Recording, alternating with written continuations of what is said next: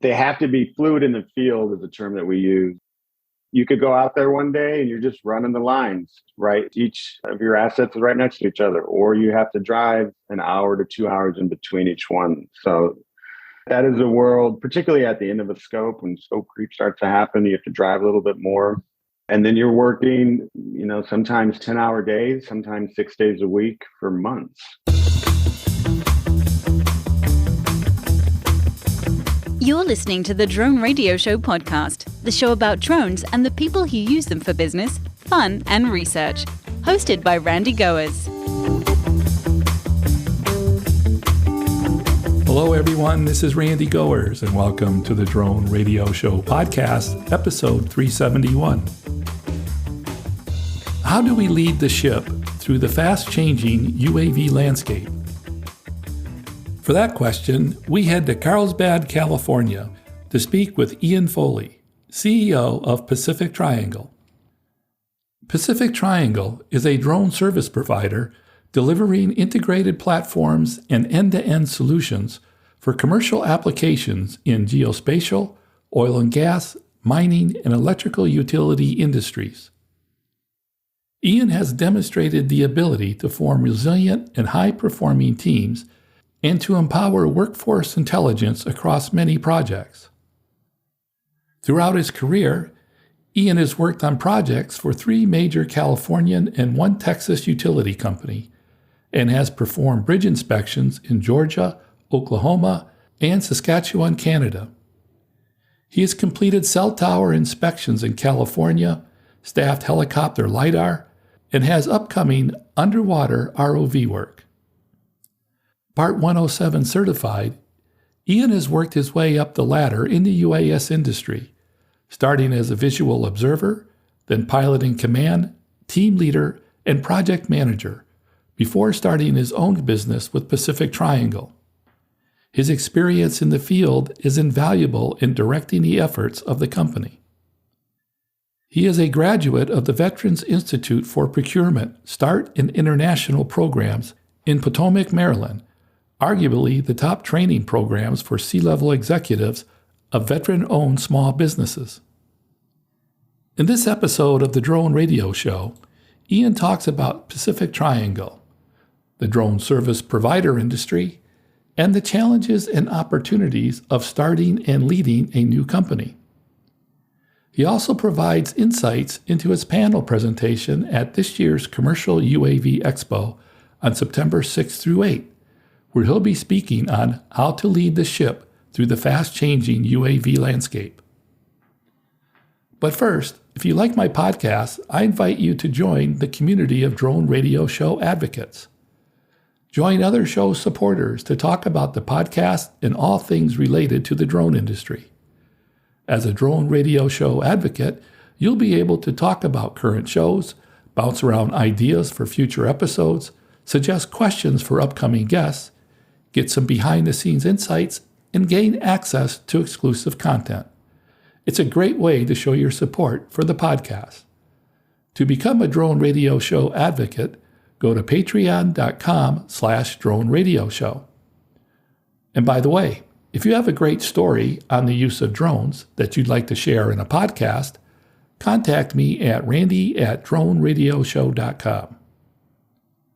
So let's learn how we can manage through a rapidly changing environment with Ian Foley of Pacific Triangle. Let's pick up the interview where I ask Ian to introduce himself. My name is Ian Foley. I'm the CEO of Pacific Triangle. We are based in Carlsbad, California. Ian, what does Pacific Triangle do? Well, we're a remote data collection and project management company. DSP is thrown around a lot, drone service provider, but right now, actually, while we're recording this, I had 2 gentlemen up flying in helicopters doing LiDAR. So, we're a little more expanded than just a typical DSP. We work with an engineering company, Riskus Edwards, who build us unmanned boats, and then they also build us drones as well. I was just about to ask what differentiates Pacific Triangle from other drone service providers. So can you expand upon that? All of the leadership at Pacific Triangle, we all came out of the field, myself included. I started as a VO in the industry and became a pilot, became a team leader, became a project manager, program manager for other vendors. And then Charles Llewellyn, who I technically was never on a flight team, he would go out into the field. Brianna was a visual observer. Garrett Cruz was a pilot, team leader. Justin Hugavine, Kyle Longstreth. All of us started in the beginning and worked our way up. So to my knowledge, we're the only company in the country that everybody came out of the field. So that's why we're unique. And then the value is just that we know how to plan missions because we've actually been in those situations ourselves. What's the one word that you would use to describe the drone industry today? Changing. It is ever changing. We just submitted an RFP, for example, that DJI is no longer allowed on. So most of us, right, we all learned on DJI. We've been flying DJI primarily. I am a certified Skydio instructor, and that's where I see the future going. You know, I do have an NDA with Skydios, and they are my pick to take over for DJI in 2023. Wow, that's a bold prediction. How do you guys ensure that you're staying ahead of the technology? You know, it's really just going out and flying the drone. I was just in Salt Lake City looking at a Sky Mantis, which would be a great drone if you were flying at sea level, possibly colder conditions. But for what we were looking for, you know, in the deserts of California, seeing to overheat and whatnot. Not say anything bad about that. It didn't fit our needs. So you have to go out. Wingtra just did a demo for me.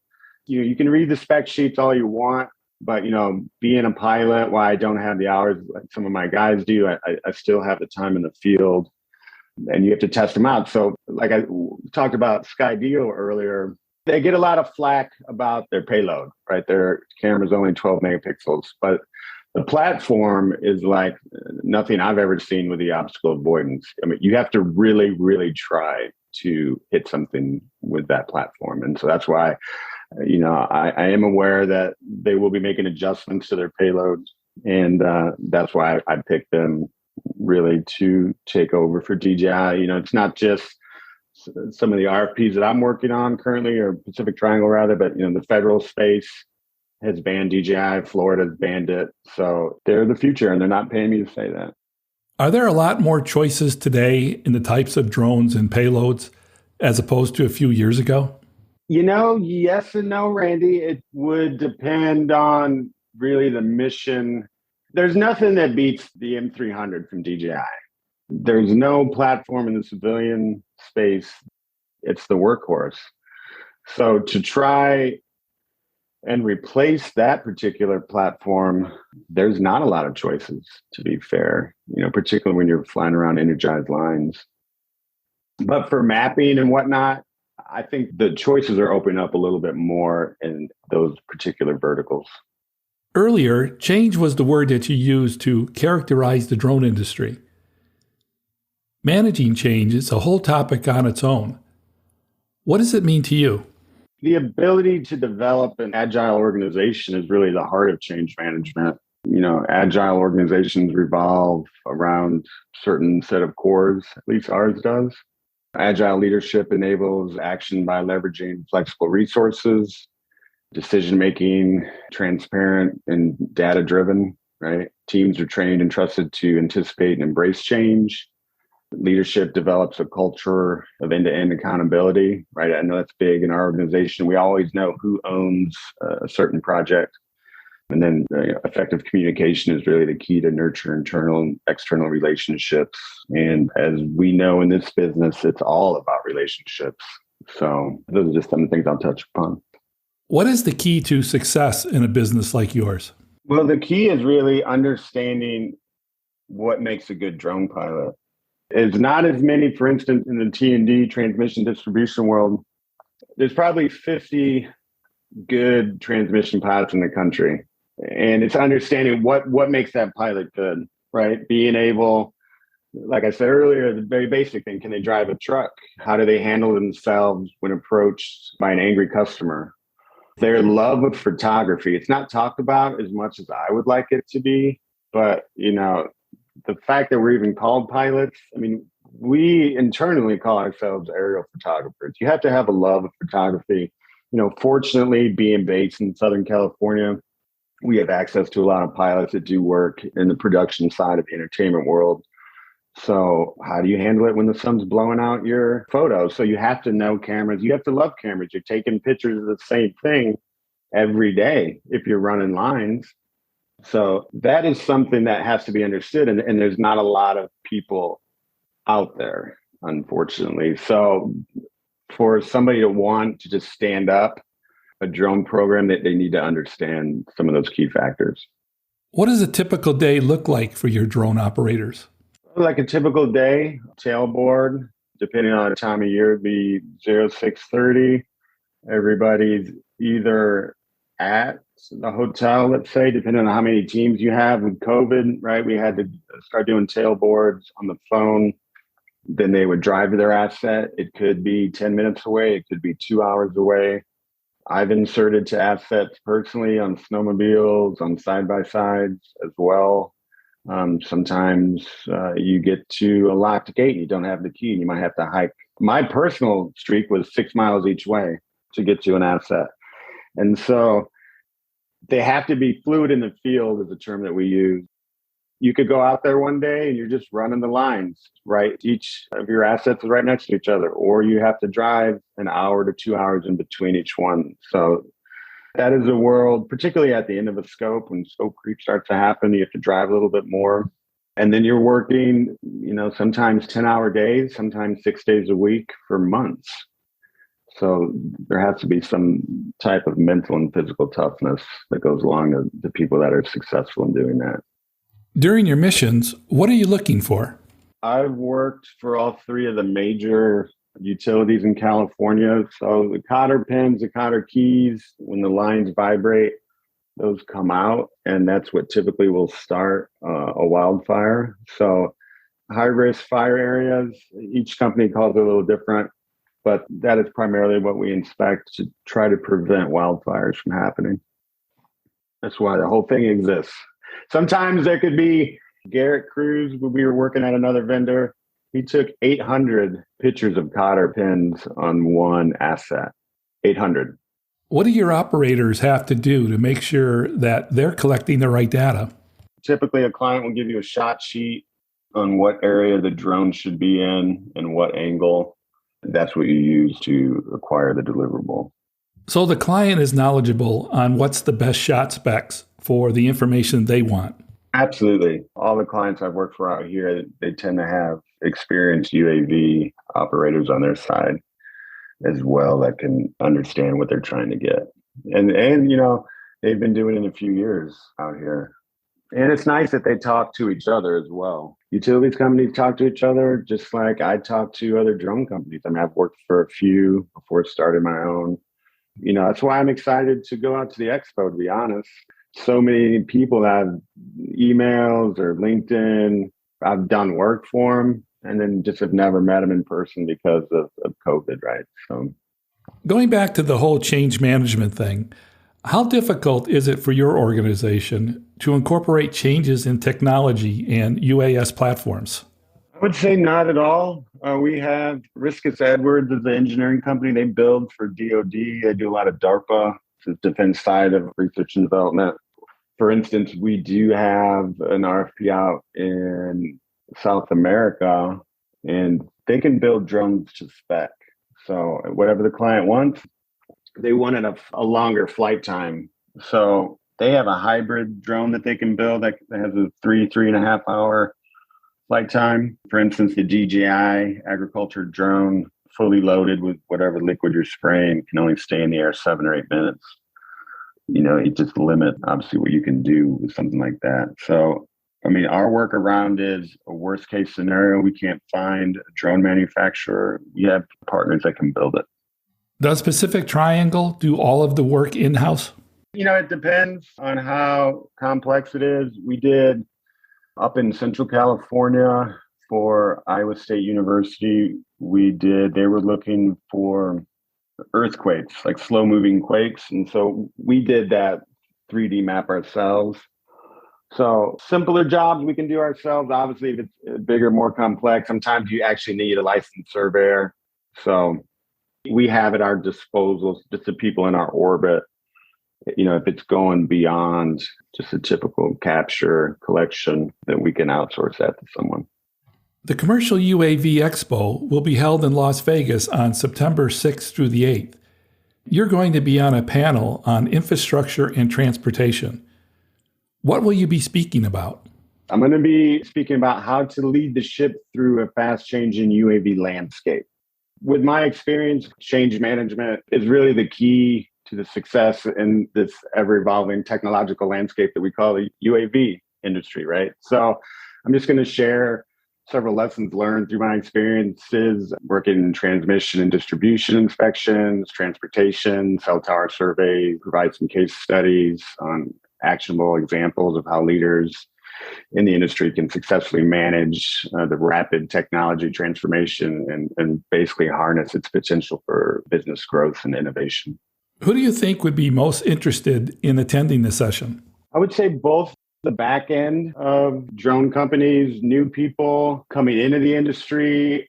The biggest, I would say, hurdle at times with clients is that they don't know what they want. So we have to, help them in that direction. So people that maybe don't know a lot about drones and they want to hear, just some of the examples and some of the lessons learned that I've been involved in the last couple of years. What do you hope attendees will walk away with from the session? Just understanding really that a drone program isn't somebody going to Walmart and buying a drone and putting it up in the air, right? There's the training that goes in, there's the mission planning, training teams, safety. Really, what I look for, there's a lot of new people coming in to the industry, right? That are maybe graduating from college and getting a degree. Can they drive a truck? That's the first thing I ask somebody. I get a lot of questions, on LinkedIn, which I'm on a lot of, people just wanting to break it in the industry. Can you drive a 4x? When you're working in some of these burnt out areas, Northern California, particularly, it's dangerous, right? People shoot at the drones. It's not talked about that much, but I've worked for other vendors that have drones shot out of the air. There's been people shot at, there's been people chased. So there's a danger that exists in the industry, but you train your people the right way and they trust in you. That's really the safety. Do the men and women out in the field trust their leadership that if something goes wrong, that they'll come get them, or activate emergency services to come get them? So how does what you're doing today tie into your topic? Well, it's a pretty hot topic because DJI is being banned. It wasn't even in the topic prior to me submitting it. All right. It's kind of a newer thing. It changes every day, every minute at times. Things can go in different directions. So, being fluid, being flexible, understanding case studies and what's happened in the past. But, it could come out, we could go out and fly and client could say, you know what, we don't like current platform you're using. We want you to switch back to DJI. I mean, you never know. What is the one thing that you're looking forward to most at this year's UAV Expo? Just meeting my contemporaries, seeing some of the new stuff, right? As everything is changing. So there's always something new around the corner. Obviously, I'm a business owner. Obviously, try to meet some prospective clients is always a good thing.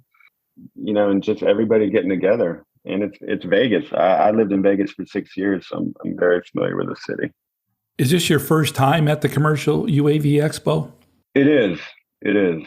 I've always been in the field working and never had a chance to go. So, yeah, I'm very excited. Everybody over at Commercial UAV Expo is pleasant to work with. And, I've done some of their stuff in the past. So it's a great group of people. What advice would you give to attendees on how to maximize the value gained from the expo? I would say don't be shy. In the beginning when I came in the industry, just to be honest, there's a lot of type A alpha males running around. The industry is kind of diversified since then. But, don't be shy. Don't let your ego get in the way. Go up and ask a question, right? That's really what it comes down to. I've never been shy to ask a question. And so I worked in the entertainment industry, so I knew Whether you're managing bands or you're managing drone teams, it's still about really having a reputation of being easy to work with, do good work, be easy to work with, and not be afraid to ask questions. So people that are attending go up to, I know there's some gentlemen from Lockheed Martin that are on the panel with me. I'm going to be asking them some questions. Let's go back to your company. How did Pacific Triangle get its start? Just some of the other people I've worked with in the past, we just decided, because I am a service-connected veteran, so we have our SDVOSB federally and then our DVBE in the state of California. So I started Pacific Triangle, but it's definitely not me. It's the people around me that I've worked with and just been real fortunate. How old is the company? We will be turning a year in August next month. How did you decide on focusing on transmission line inspections? Well, in full disclosure, I thought, because I do have my Skydio instructor, there's not a lot of us in the country outside of the military and Skydio itself. So I thought that I would, go around. Being in the military, I have quite a few friends that are either A, still in, or B, in, law enforcement or emergency services. So I thought I was just going to go around the country and teach people that. Pretty quickly after starting, we got a call if we could get 4 teams to Houston in a 36-hour period, and we were able to do that. And then cell towers came. Then we got into the bridge inspections, which is really one of my favorite verticals to work in. Obviously, T&D is a favorite one because typically the largest, but, bridges are usually smaller. It's just one team out and the client's usually out with you. So it's just a different, there's a bathroom you can use sometimes. You can charge your gear right in the bridge off. So how are things going today? Well, it's not for the weak. I can tell you that, Randy. You work hard to get lucky is really at the end of the day. I spend my every morning, 7 days a week, combing through RFPs, right? You have to find them. You have to know where to look, right? And then, find them. So I'm just fortunate because I was kind of boots on the ground back in the day. A lot of the guys I started with have taken different roles, all across the country and the world, really. So people know that I would say we would be the number one bridge inspectors in the country, but I'm sure my competitors might argue that. But we have the experience in doing that. So starting a drone services company from scratch is pretty hard today. Based on your experience, what advice would you offer to others thinking about doing the same? I would say study. If you have zero field knowledge, I'm studying right now to get my PMP. My background as a project manager and a program manager is, I have CEO in front of my name now, but in my head, I operate as a PM.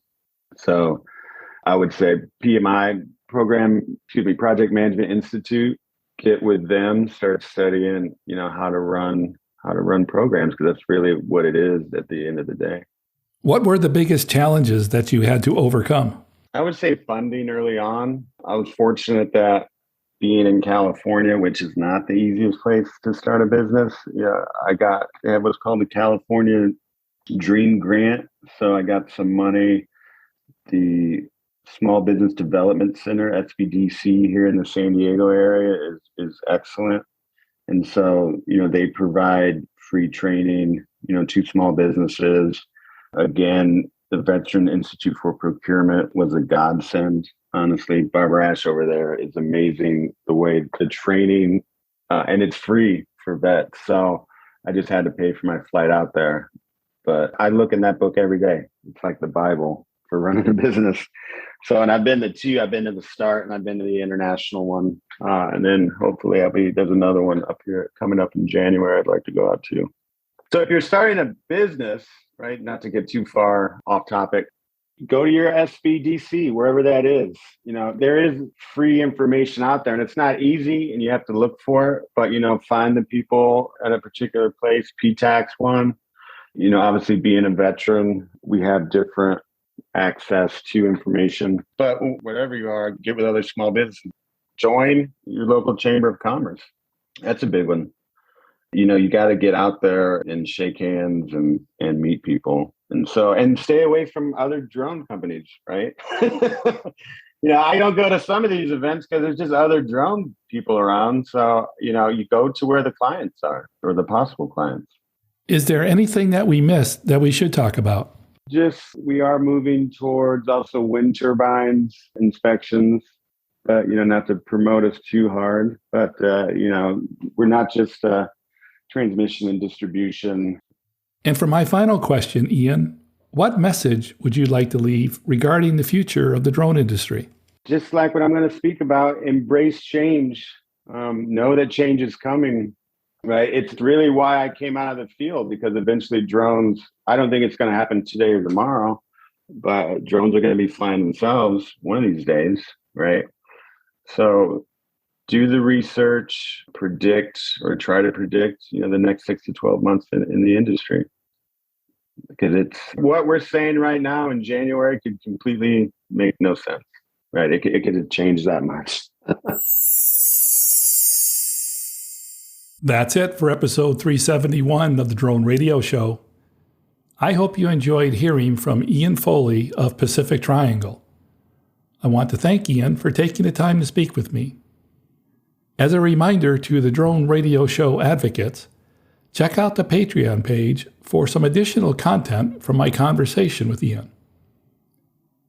If you want to learn more about Pacific Triangle or want to connect with Ian, check out the webpage at pacifictriangle.net. Register for the commercial UAV Expo at expouav.com. Use code SAVE100 for a free Expo Hall Pass or $100 off a conference pass. If you like the Drone Radio Show, then you'll enjoy being part of the community of Drone Radio Show advocates. I look forward to seeing you at patreon.com/Drone Radio Show. Check out the Patreon site for exclusive content now.